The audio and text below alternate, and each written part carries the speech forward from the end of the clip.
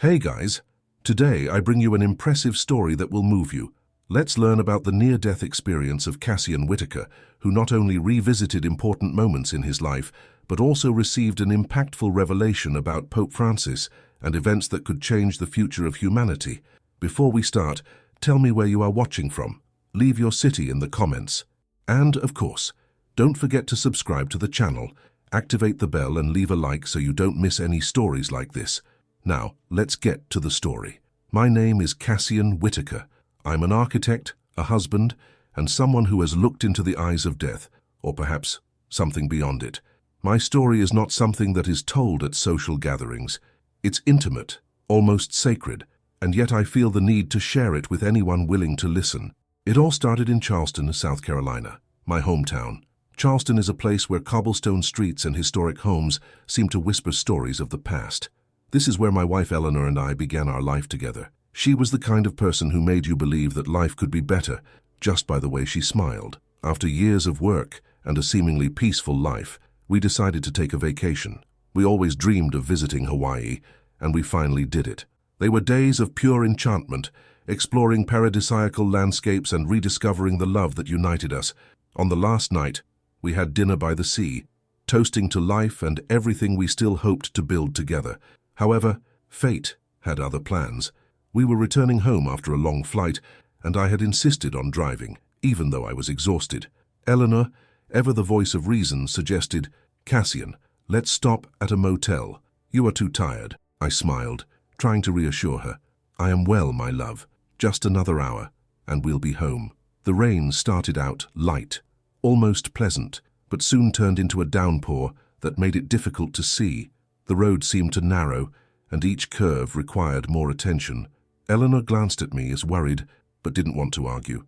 That's when it happened. I was adjusting the windshield wipers when a car's headlights came blindingly toward me. A deafening sound filled the room, the sound of metal twisting, glass shattering, and finally silence. When I opened my eyes, the world seemed to have slowed down. There was a dull ache throughout my body, but what really terrified me was seeing Eleanor unconscious next to me, her face pale and still. I tried to call her, but my voice wouldn't come out.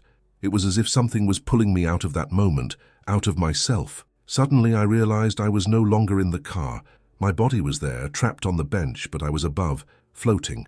I saw everything. The crushed car, Eleanor motionless, the lights of the other vehicles stopping around us. It was like being in a vivid dream, but I knew it was real. The feeling of being out of body was strange, but not scary. There was a lightness, a peace that contrasted with the chaos below me. However, this peace would soon be disrupted by what was to come.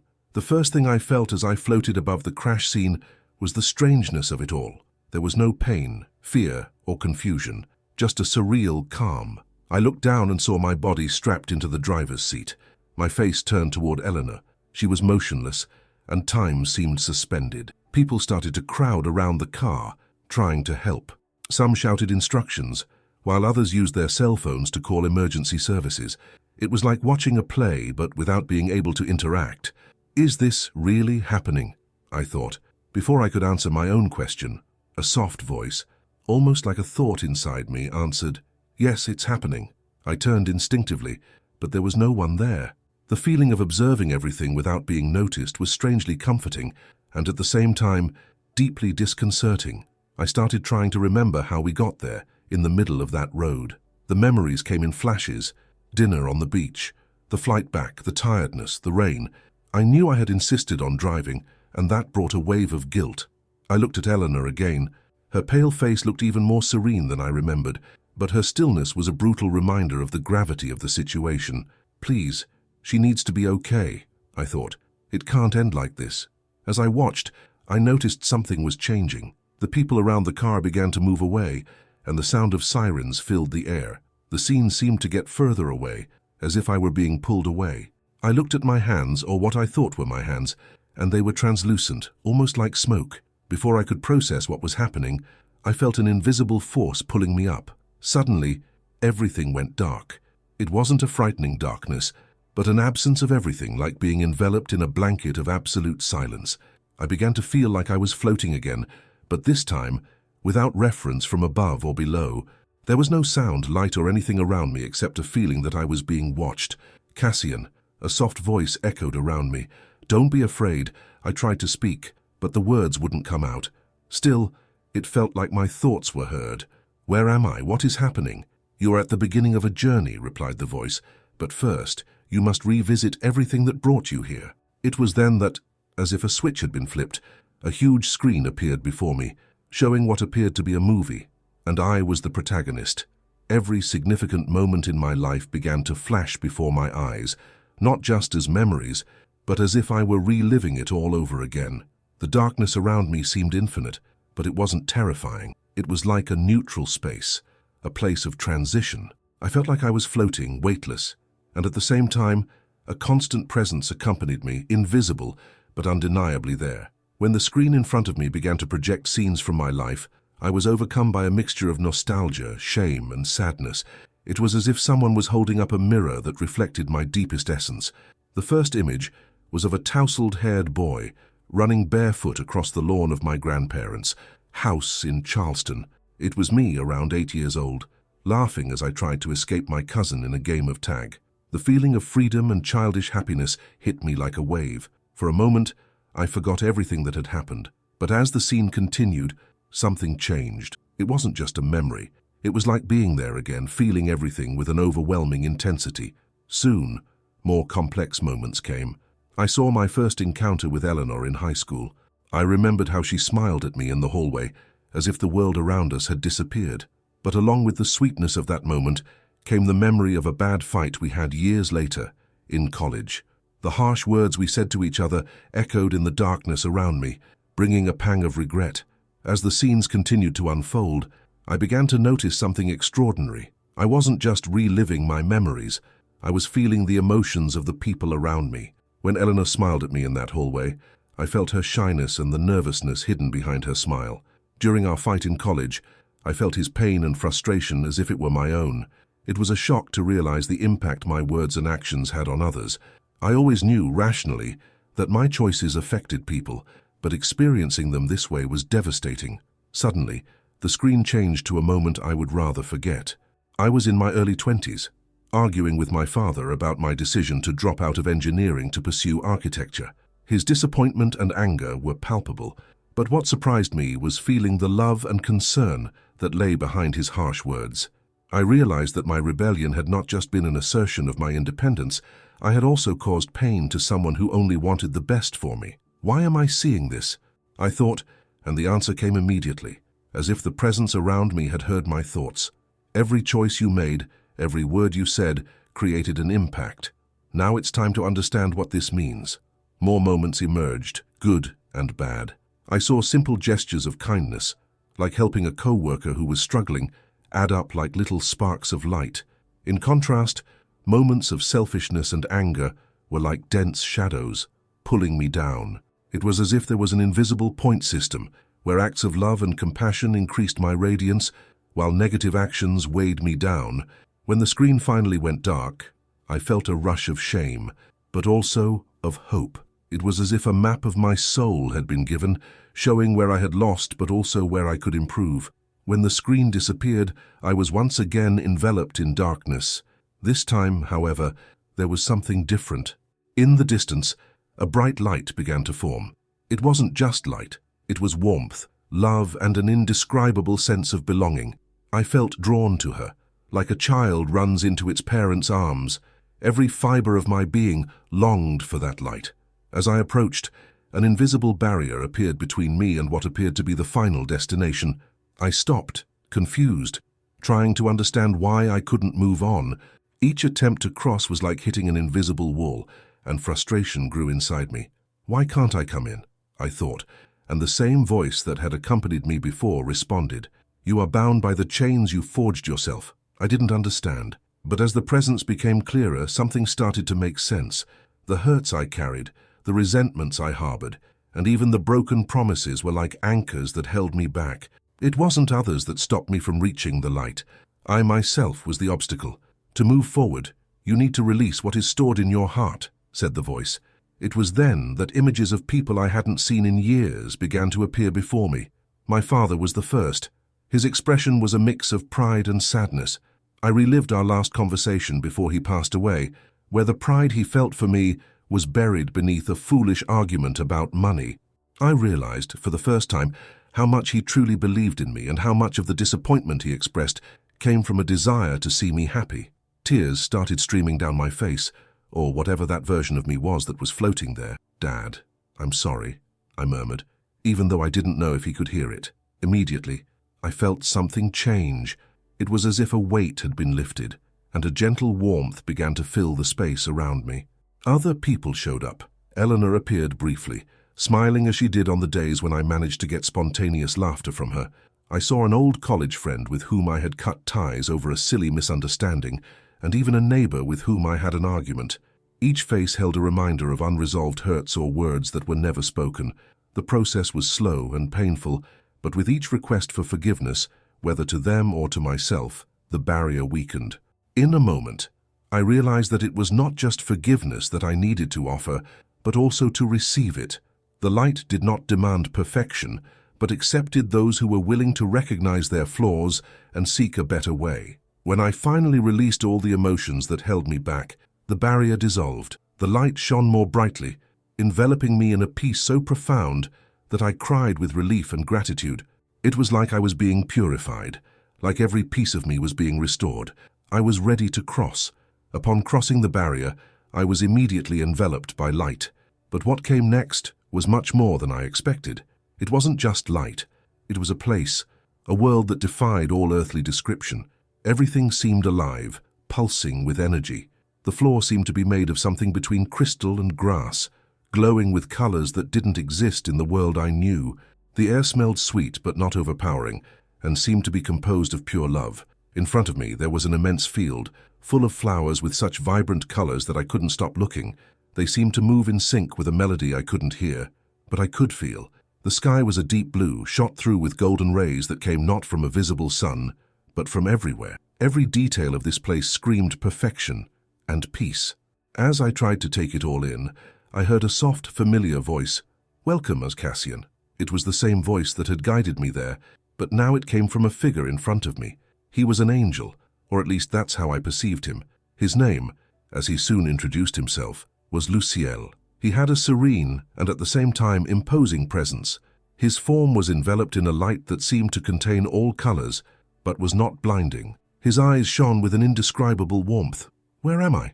I asked, my voice coming out as a whisper, even though I wasn't sure if I was speaking in the conventional sense.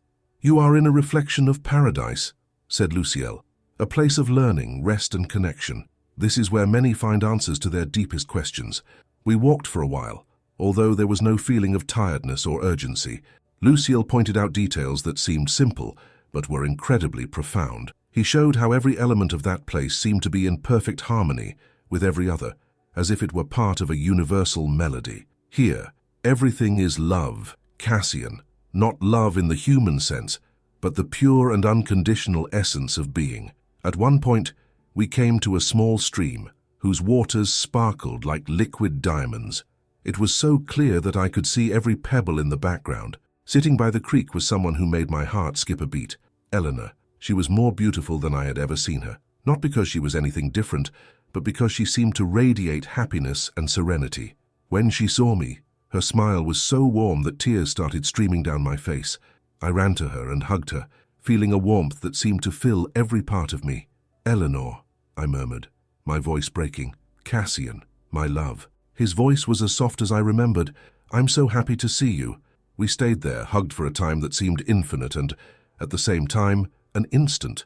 She started to tell me about the peace she felt in that place, but soon something in her expression changed.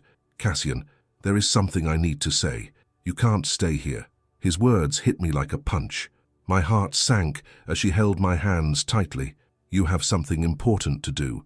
It's not our time yet." Luciel, who had been silent until then, nodded. "Eleanor is right.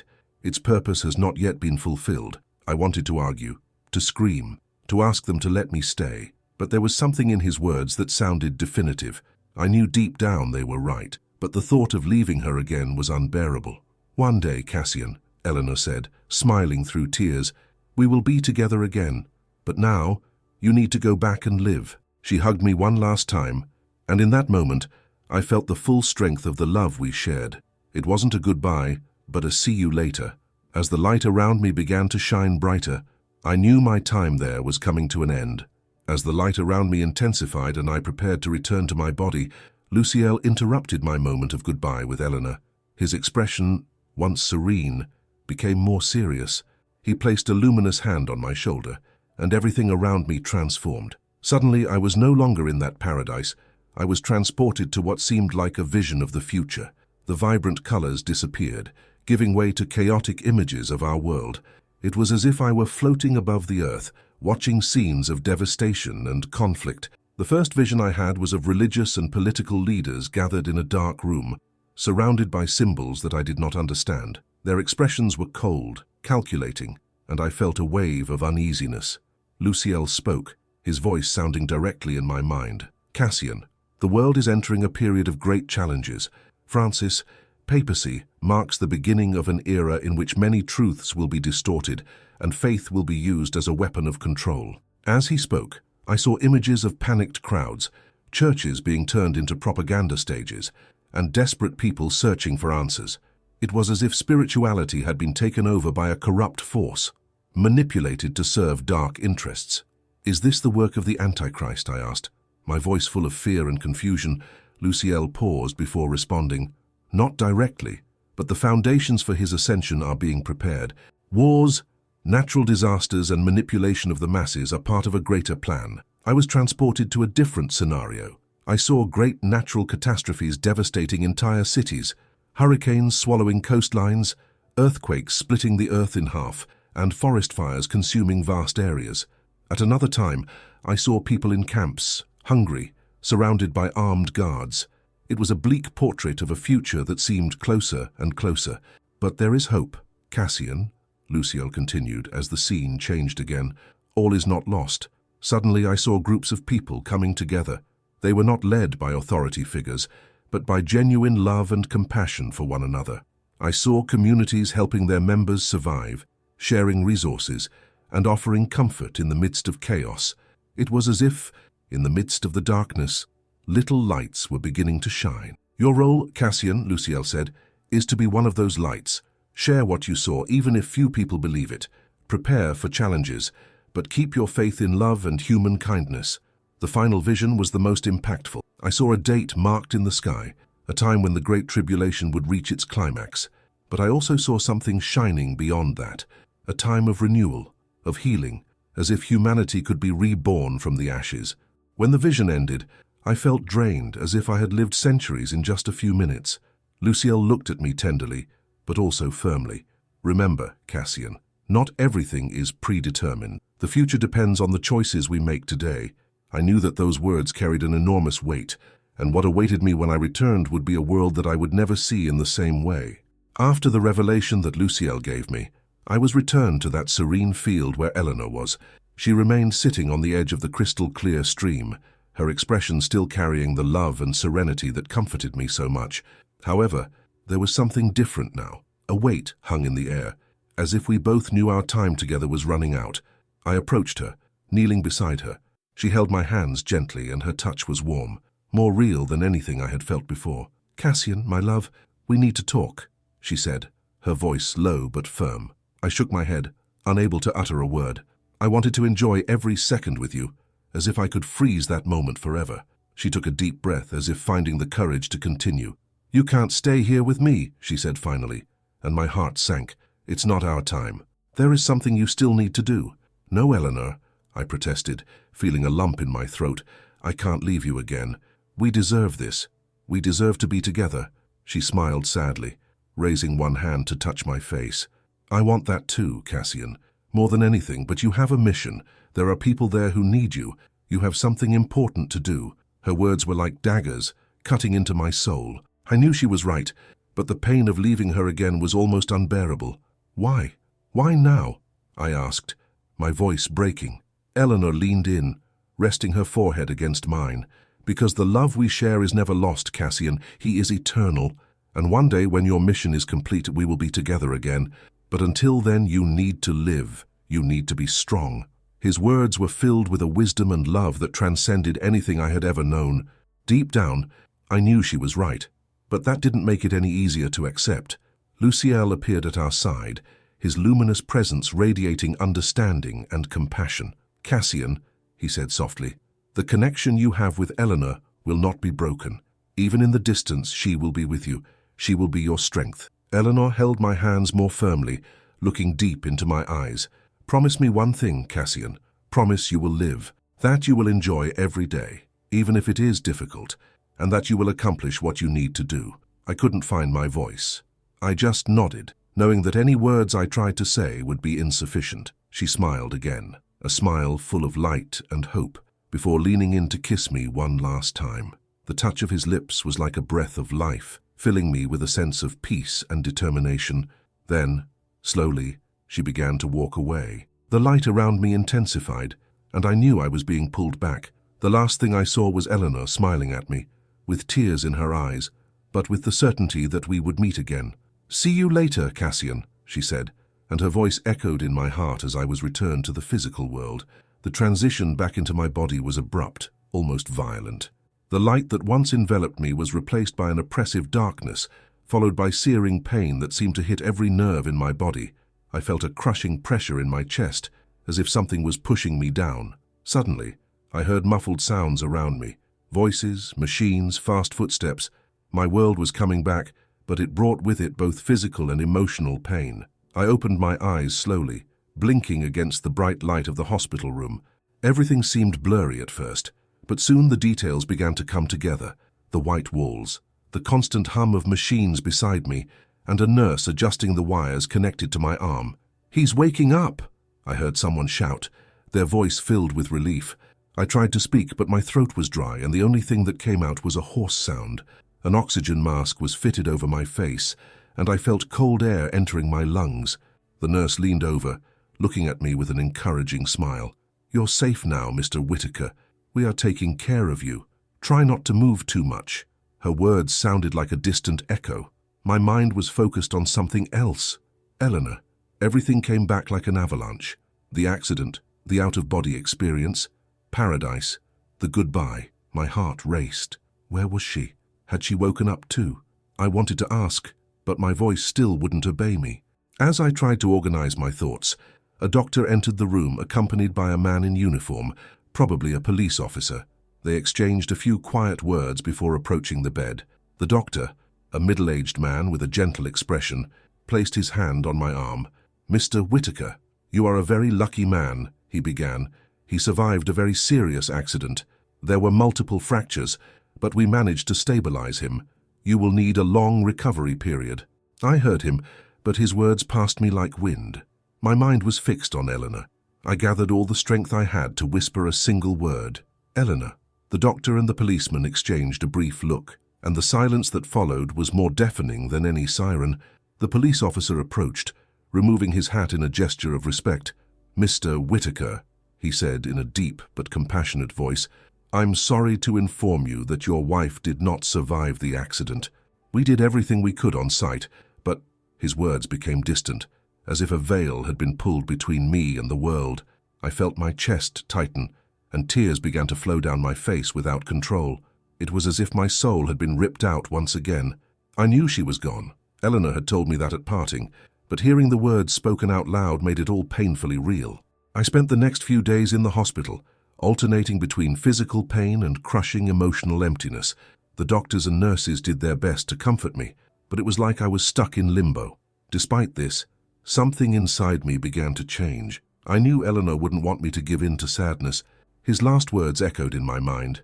"Promise me you'll live." As my physical recovery slowly progressed, I began to realize that my near-death experience had not just been an extraordinary event. It was a calling, a reminder that life was fragile and precious. Every breath I took was a gift, and every day a new chance. I remembered the visions Luciel had shown me and the mission Eleanor had entrusted to me. I needed to find a purpose, something that honored both the love we shared and the revelations I received. It wouldn't be easy, but over time, I began to see that returning to my body wasn't the end of something. It was the beginning. During my long recovery in the hospital, a curious detail began to emerge in my mind. It was as if my near-death experience had awakened old memories, one in particular that I hadn't thought about in decades. An event from my childhood that, I now realized, held much greater meaning than I had imagined at the time. I was about 10 years old and spent summers at my grandparents' house, a country estate surrounded by lush green hills and a river that meandered through the land. The river was a place of play and adventure, but it also carried with it a certain respect. The adults always warned us about its treacherous current. One sunny afternoon, my cousin Caleb and I decided to defy the rules and swim to a small island in the middle of the river. It was a game, a test of courage.